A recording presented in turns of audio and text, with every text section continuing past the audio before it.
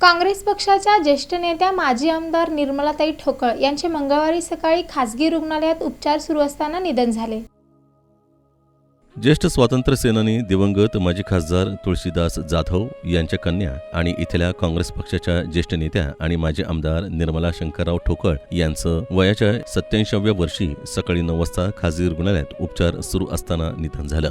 गेल्या काही दिवसांपासून त्या वृद्धापकाळानं आजारी होत्या. त्यांचं पार्थिव मोरारजी पेठ इथल्या तोरणा बंगला इथं अंतिम दर्शनार्थ ठेवण्यात आलं होतं. त्यानंतर सायंकाळी 5 वाजता पुणे रोड बाळी स्मशानभूमी इथं त्यांच्या पार्थिवावर अंत्यसंस्कार करण्यात आले. त्यांच्या पश्चात ॲडव्होकेट विपिन व सचिन ही 2 मुलं, डॉक्टर सुनीता व शिल्पा या सुना आणि नातवंड असा परिवार आहे. निर्मला ठोकळ यांनी काँग्रेस पक्षाच्या माध्यमातून दीर्घकाळ सामाजिक आणि राजकीय क्षेत्रात सक्रिय भूमिका बजावली.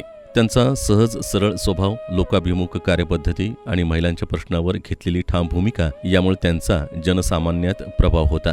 त्यांच्या निधनानं काँग्रेस पक्षासह सोलापूर जिल्ह्याच्या राजकीय सामाजिक क्षेत्रात मोठी पोकळी निर्माण झाली आहे. सन 2006 साली सोलापुरात झालेल्या 79व्या अखिल भारतीय मराठी साहित्य संमेलनाच्या त्या कार्याध्यक्ष होत्या. हे संमेलन सोलापुरात भरवण्यासाठी त्यांनी मोठा पुढाकार घेतला होता. अनेकांचा विरोध झुगारून त्यांनी संमेलन यशस्वी करून दाखवलं. त्यावेळी त्यांचं संपूर्ण महाराष्ट्रात कौतुक झालं होतं. त्यांनी विधानसभा आणि विधान परिषदेतही काम पाहिलं होतं. माजी विधानसभा आणि विधान परिषदेच्या सदस्य राहिलेल्या निर्मला ठोकळ यांचा जन्म 24 एप्रिल 1938 रोजी झाला. ज्येष्ठ स्वातंत्र्य सेनानी आणि खासदार स्वर्गीय तुळशीदास जाधव यांच्या निर्मला ठोकळ या कन्या. सोलापूर महानगरपालिकेत 1962 ते 1967 आणि 1969 ते 1974 अशा 2 टर्म त्या सोलापूर महानगरपालिकेत नगरसेवक होत्या. 1972 ते 1978 या कालावधीत त्यांची विधानसभेवर निवड झाली, तर 1982 ते 1988 या कालावधीत महाराष्ट्र विधानसभा परिषदेच्या त्या सदस्या होत्या. सोलापूर जिल्हा महिला सहकारी बँकेच्या त्या संस्थापक अध्यक्ष होत्या.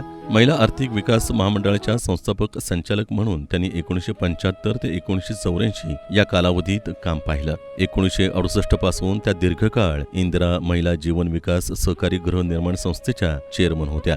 महिला प्रबोधिनी या मासिकाच्या त्या संस्थापक संपादक म्हणून कार्यरत होत्या. 1992 ते 1998 या कालावधीत महाराष्ट्र राज्य सहकारी बँकेचे संचालक म्हणून त्यांनी काम पाहिलं. सोलापूर जिल्हा मध्यवर्ती सहकारी बँकेवर त्या संचालक म्हणून होत्या. 2004 ते 2006 या कालावधीत महाराष्ट्र प्रदेश काँग्रेस कमिटीच्या त्या उपाध्यक्ष होत्या. माजी मुख्यमंत्री बॅरिस्टर बाबासाहेब भोसले यांच्या पत्नी स्वर्गीय कलावती या त्यांच्या ज्येष्ठ भगिनी, तर त्यांचे पुत्र उच्च न्यायालयाचे माजी न्यायमूर्ती दिलीप भोसले हे त्यांचे भाचे होत.